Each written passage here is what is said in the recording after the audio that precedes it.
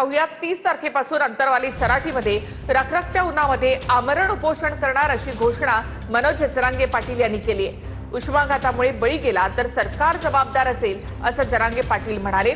मुदत देऊन उद्या 10 महिने पूर्ण होतील, आता चर्चा नको असंही जरांगे पाटील यांनी म्हटलंय। येत्या 30 तारखेपासून मनोज जरांगे यांनी पुन्हा एकदा उपोषणाचं हत्यार उपसलंय। मनोज जरांगे रखरखत्या उन्हात आमरण उपोषण करणार असून उष्माघातानं मेलो तर सरकार जबाबदार असेल असं जरांगेंनी म्हटलंय। मला अंतिम टोकाचं आणि कठोर आमरण उपोषण करायचंय। रखरखत्या उन्हात मी हे उपोषण बास टाकून करणार आहे। जे होईल ते होईल। उष्ण घाताचा बळी गेला तरी देवेंद्र फडणवीसांमुळे गेला, सरकारमुळे गेला। हे आंदोलन ते मागे घेतील अशी अपेक्षा घेऊनच मी प्रवास करणार आहे आणि मला वाटतं की त्यातून निश्चितपणे जे अपेक्षित उत्तर आहे ते जरांगे पाटील साहेबांना मिळेल। जरांगे पाटलांच्या संपर्कात आहे आणि माझे सहकारी प्रसाद लाड माझ्या समेत आहेत। मी आता उद्या त्यांना जाऊन भेटणार आहे जरांगे पाटलांना आणि आम्ही आता मागच्या 2-3 दिवसात काय कार्यवाही केली त्याची कल्पना त्यांना देणार। येऊ द्या ना, ते काय येतात गप्पा हाणायला, ते गप्पा हाणायला येतात। आमचा लाडभाऊ प्रसाद लाडांवरती रोषच नाही आहे। अंतरवली बाबाच्या उपोषणाला हार्दिक शुभेच्छा। 8 वेळा उपोषण झालंय, आता 9व्या वेळा उपोषण होऊ घातलंय। एकतर सरकारचा तुकडा पडेल नाहीतर माझा अशी भाषा वापरत जरांगे यांनी यावेळी एक प्रकारे इशाराच दिला। एकदा कुठंच ते तुकडा पडू दे, सरकारचा तुकडा पडेल नाही तर माझ्या जीवाचा तरी पडेल। या भूमिकेवरती मी फायनलच आता आलेलो आहे की कारण माझ्या समाजाच्या लेकरांच्याच आयुष्याचा उन्हाळा झालाय। विनाकारण मुद्दा नसताना अशा पद्धतीने टीका टिप्पणी करणं योग्य नाही। आजही काही प्रश्न शिल्लक असतील तर ती सोडवण्याची धमक मुख्यमंत्री देवेंद्रजी फडणवीस आणि महायुती सरकारमध्ये आहे। तुम्ही सरकारबरोबर चर्चा करा, तुमचे प्रश्न निश्चितपणे सोडवले जातील। माझं मनोज जरांगेंना एक आव्हान आहे, गडी लढणार आहे पण मागणी चुकीची आहे। मनोज जरांगेंनी मुख्यमंत्री फडणवीसांवर केलेल्या टीकेला भाजप नेत्यांनीही जशास तसं उत्तर दिलंय। संभ्रम मराठा समाजाचा असा घालून दिला की आम्ही आरक्षण द्यायला तयार आहेत पण जरांगे पाटील आम्हाला बोलवित नाही। 17 तारखेला तुमच्या मीडियाच्या बांधवाला सांगितलं ये बाबा देण्यात। मला वाटतं याच्यातून किमान प्रसाद लाड साहेबांचे डोळे उघडतील।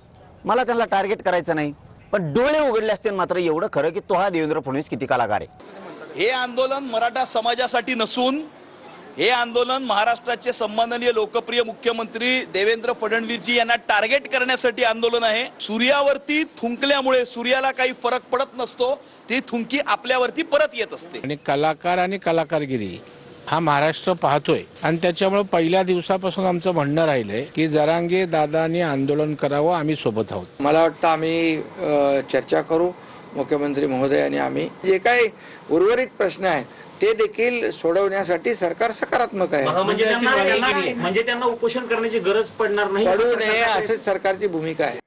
तर मनोज जरांगे स्वतःला त्रास करून घेत असतील तर त्यांना ताब्यात घ्या अशी मागणी गुणरत्न सदावर्तेंनी केली।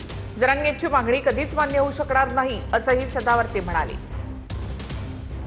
मनोज जर स्वतःला म्हणजे त्रास करून घ्यायचं बोलत असेल आणि त्यातून मी स्वतः मरतो इथपर्यंत म्हणत असेल तर मनोजला तातडीनं जे आहे त्या मागील आदेश आणि ज्या प्रकारे प्रिव्हेंटिव्ह मेजर्स पोलीसमध्ये घ्यावे लागतात, ज्या प्रकारे डॉक्टर्सनी प्रिव्हेंटिव्ह मेजर्स घ्यावे लागतात ते प्रिव्हेंटिव्ह मेजर्स घेतले पाहिजे। हनलं मागे असं म्हणणं आणि त्याच्यातून एक वातावरण निर्माण करणं, त्याचबरोबर मनोजच्या ज्या मागण्या आहेत ती एकही मागणी संविधानिक दृष्ट्या टिकू न शकणारी असल्याने केवळ रील स्टारची त्या रीलच्या याच्यापुरती काय म्हणतो त्याला आपण विविंग पुरती तेवढीच मर्यादा असते। मला असं वाटतं की मनोजलाही माहीत झालंय की पेंडॉल टाकलं तर पेंडॉलमध्ये बसतील एवढे लोक येणार नाही। ठाणे विधान परिषदेमध्ये भाजप शिंदेच्या खेळीला धक्का देणार अशी चर्चा आहे। भाजपकडून बहुजन विकास आघाडीच्या राजीव पाटलांची भेट घेण्यात आली। शिवसेनेकडून क्षितिज ठाकूर यांच्या नावाची चर्चा असतानाच भाजपनं मात्र राजीव पाटील यांची भेट घेतल्यामुळे आता चर्चांना उधाण आलंय। ठाण्यात शिंदेच्या खेळीला धक्का देण्यासाठी भाजपची रणनीती सुरू असल्याची चर्चा आहे। भाजपचे खासदार हेमंत सावरा आणि आमदार राजन नाईक यांनी बहुजन विकास आघाडीच्या राजीव पाटलांची भेट घेतली। भाजपकडनं ठाणे विधान परिषदेसाठी बहुजन विकास आघाडीच्या राजीव पाटलांच्या नावाची चर्चा सुरू आहे का असा सवाल या भेटीनंतर उपस्थित होतोय. दुसरीकडे शिवसेना बहुजन विकास आघाडीच्या क्षितिश ठाकूर यांच्या नावाचा विचार करत असल्याची माहिती आहे. ठाणे पालघर विधान परिषदेची जागा महायुतीत कुणाच्या पारड्यात जाणार हे अजून तरी स्पष्ट झालेलं नाही. राजकारणात तुम्हाला माहिती आहे काहीही घडू शकतं हे तुम्ही सांगता नेहमी. त्यामुळे आमची कालची भेट ही सदिच्छा भेट होती. बघा, मी असा कुठलाही विचार केलेला नाही आहे, पण अशा प्रकारच्या तिकिटाला मी नक्कीच अनुकूल किंवा मी लायक आहे असं मी समजेल, अलग लायक आहे मी असं समजेल. आता मिळतात कोणत्या ह्याचा चर्चा स्वतःच एकनाथ शिंदे साहेब करताय. म्हणून शिंदे साहेब जेव्हा चर्चा करताय तर त्याच्यावर आता पुन्हा आम्ही भाष्य करणं म्हणजे त्या चर्चेमध्ये आम्ही सहभागी आहोत असं दिसतं. तसं असं कोणी त्यात सहभागी नाही. ते तिन्ही नेते वरिष्ठ पातळीवर निर्णय घ्यायला सक्षम आहेत. या सरकारमध्ये शिंदे आधीच गुदमरलेले आहेत. मुख्यमंत्री जे सांगतायत शिंदे माझे मित्र आहेत, शिंदे माझे सहकारी आहेत, शिंदे आमचे नेते आहेत, जे देवेंद्र फडणवीस यांना ओळखतात त्यांना फडणवीसांचे संकेत व्यवस्थित कळतात. ती जमावजमाव त्यासाठीच आहे कारण उद्याची निवडणूक विधानसभेची भाजपा आणि शिंदे गट हे एकत्र लढू शकत नाही. जागा वाटप सन्मानानं होईल, महायुतीत कोणतेही मतभेद नाहीत असं उपमुख्यमंत्री एकनाथ शिंदे म्हणाले. महायुती एकजुटीनं 17 जागा लढवेल आणि जिंकेलही असा विश्वास एकनाथ शिंदेंनी व्यक्त केलाय.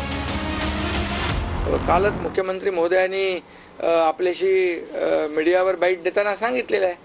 त्यामुळे जागा वाटप सन्मानाने होईल.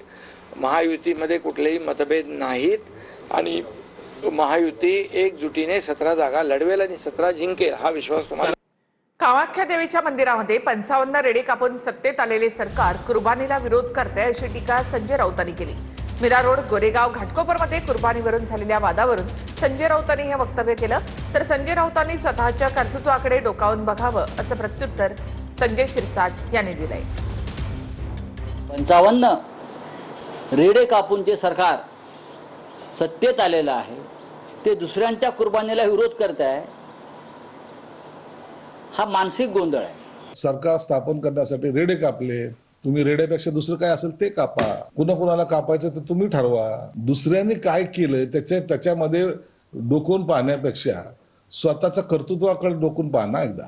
तुमच्या कर्तव्य काय त्याला म्हणता येईल गुणवत्तेमुळे हे सरकार गेलं. सरकार रेड्यांचा बळी देऊन इथं आलेलं नाही तर उभाटा गटाचा बळी देऊन हे सरकार आलेलं आहे. जनतेनं उभाटा गटाचा बळी घेतलाय. मुंबई पाठोपाठ पुणे, नाशिक, छत्रपती संभाजीनगर आणि नागपूर या ठिकाणी सीएनजीच्या दरामध्ये वाढ झाली आहे. छत्रपती संभाजीनगरमध्ये 2 रुपयांची वाढ झाली तर सीएनजीचे दर या ठिकाणी 100च्या पार गेले. पुण्यामध्ये 94 रुपये 75 पैसे, नाशिकमध्ये 96 रुपये 50 पैसे आणि नागपुरात 94 रुपये 90 पैशांवर सीएनजीचा दर गेला आहे. मुंबईमध्ये 2 दिवसांपूर्वीच सीएनजीच्या दरामध्ये वाढ झाली. मुंबईमध्ये सीएनजी 2 रुपयांनी महागला आहे.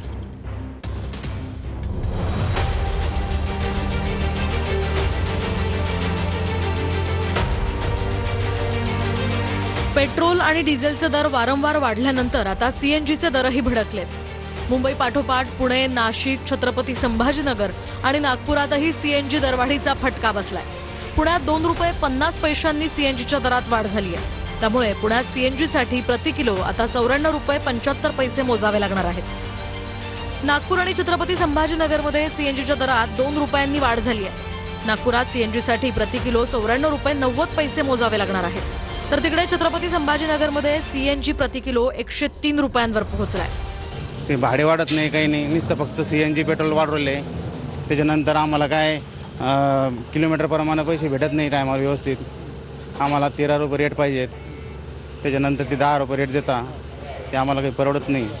नाशिकमध्येही सीएनजीच्या दरात मध्यरात्रीपासून नवी दरवाढ लागू झाली आहे. सीएनजीच्या दरात 1 रुपया 35 पैशांची वाढ करण्यात आल्यानंतर नाशिकमध्ये आता सीएनजीचा दर 96 रुपये 50 पैसे प्रति किलो इतका झालाय. गेल्या 15 दिवसात नागपूरमध्येही सीएनजीच्या दरात 4 रुपयांची वाढ झाली आहे. त्यामुळे सीएनजीच्या दरात झालेल्या वाढीनं रिक्षा आणि टॅक्सीच्या दरात आता वाढ होण्याची शक्यता आहे. सीएनजीच्या दरामध्ये वाढ झालेली आहे, काय फटका बसतोय? फटका म्हणजे पेमेंट तेवढं नाही आहे, गाडीवाले रेट वाढवत नाही आहे, रेंटल नाही भेटून राहिलं तितकं आणि दर वाढून राहिलं, म्हणजे नुकसानच आहे.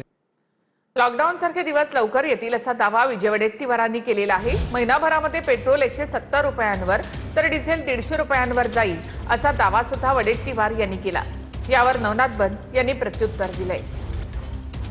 सगळीकडून कोणी करायची आणि पुढचे दिवस लॉकडाऊनच्या परिस्थितीसारखे दिवस आता लवकरच येणार आहेत. टप्प्याटप्प्याने पुढच्या महिन्याभरामध्ये 1.5 महिन्यामध्ये 150 रुपये डिझेल झालेला दिसेल, 170 रुपये पेट्रोल झालेला दिसेल. संकटात कोण असेल तर काँग्रेस पक्ष आहे. संकटात कोण असेल तर चंद्रपूरमध्ये तुमचे नगरसेवक तुम्हाला सांभाळता आले नाहीत. काँग्रेसचे नगरसेवक जे विजय वडेट्टीवार यांच्या जाचाला कंटाळले होते ते विजय वडेट्टीवारांना सांभाळता आले नाही. लॉकडाऊन या देशामध्ये नाही तर चंद्रपूरमध्ये काँग्रेसला लागणार आहे हे विजय वडेट्टीवार यांनी लक्षात ठेवा. राज्य सरकारने व्हॅट आणि सरचार्ज रद्द केल्यास इंधनाचे दर कमी होऊ शकतात असं जयंत पाटलांनी म्हटले. व्हॅट सरचार्ज रद्द केल्यास वाहतूक, शेती आणि उद्योग क्षेत्रालाही एक मोठा दिलासा मिळेल असं जयंत पाटलांनी म्हटले. अभूतपूर्व परिस्थिती आहे, अशी पूर्वी कधी परिस्थिती नव्हती की ज्यामुळे राज्य सरकारने देखील आपण आपल्या महाराष्ट्रातला डिझेलवरचा, पेट्रोलवरचा कर जर कमी केला तर हे पेट्रोल डिझेल स्वस्त होईल आणि त्याचा परिणाम, त्याचा लाभ सामान्य नागरिकांना महाराष्ट्रात होईल.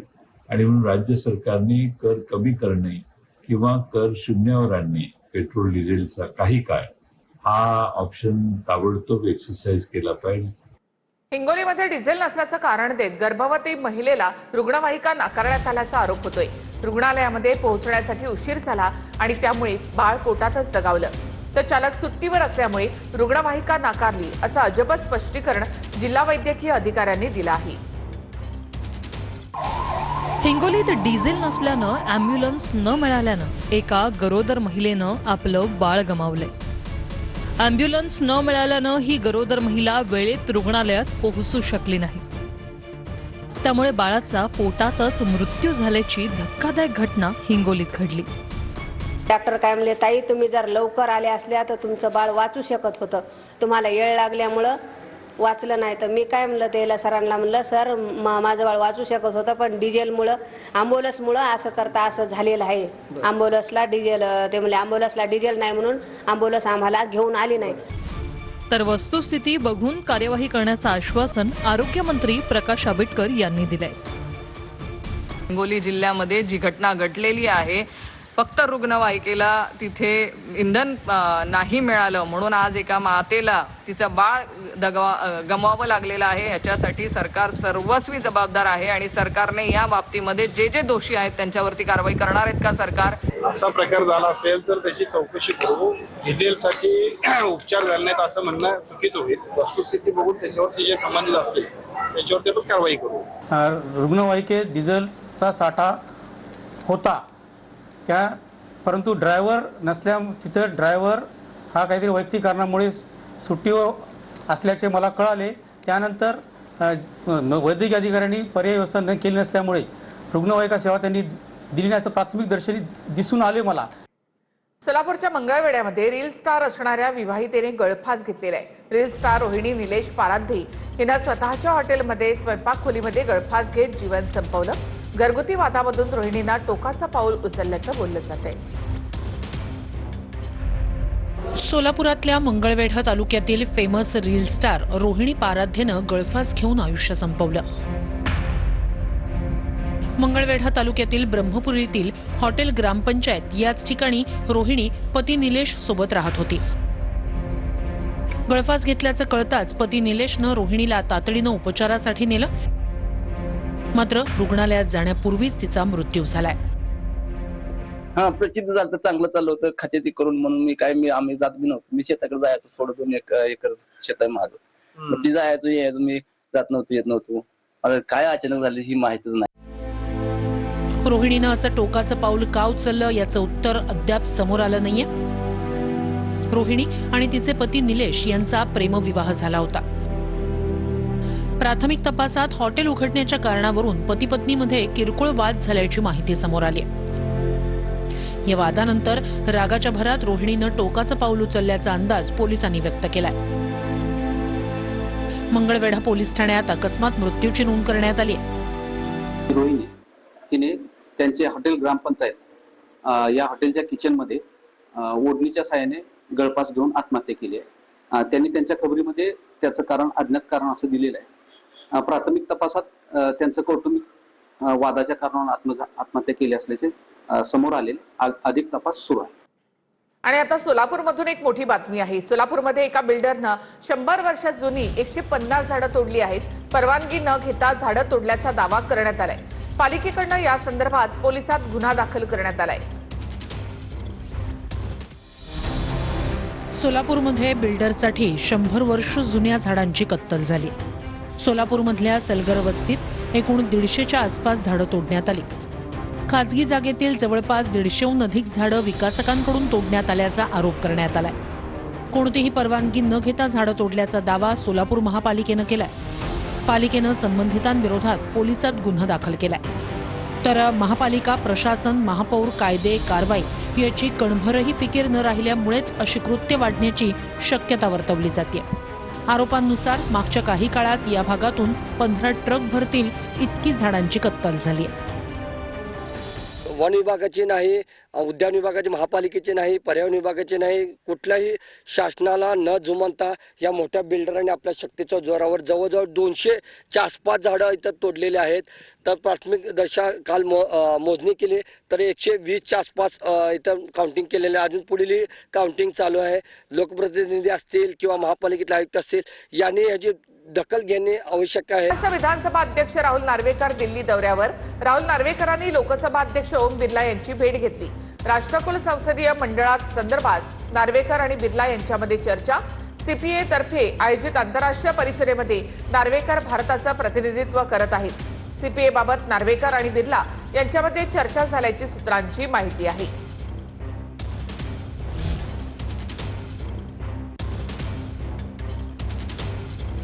तर नीट पेपरफुटी प्रकरणामध्ये संरक्षण मंत्री राजनाथ सिंग यांच्या निवासस्थानी उच्चस्तरीय बैठक पार पडली. प्रश्नपत्रिका फुटू नयेत यासाठी लष्कर आणि वायुदलाकडे जबाबदारी देण्यावर देखील सरकारकडनं विचार सुरू आहे. सूत्रांची माहिती. बैठकीला केंद्रीय शिक्षण मंत्री धर्मेंद्र प्रधान, केंद्रीय मंत्री ज्योतिरादित्य शिंदे आणि एनटीएच्या महासंचालकांसह इतर वरिष्ठ अधिकारी उपस्थित होते.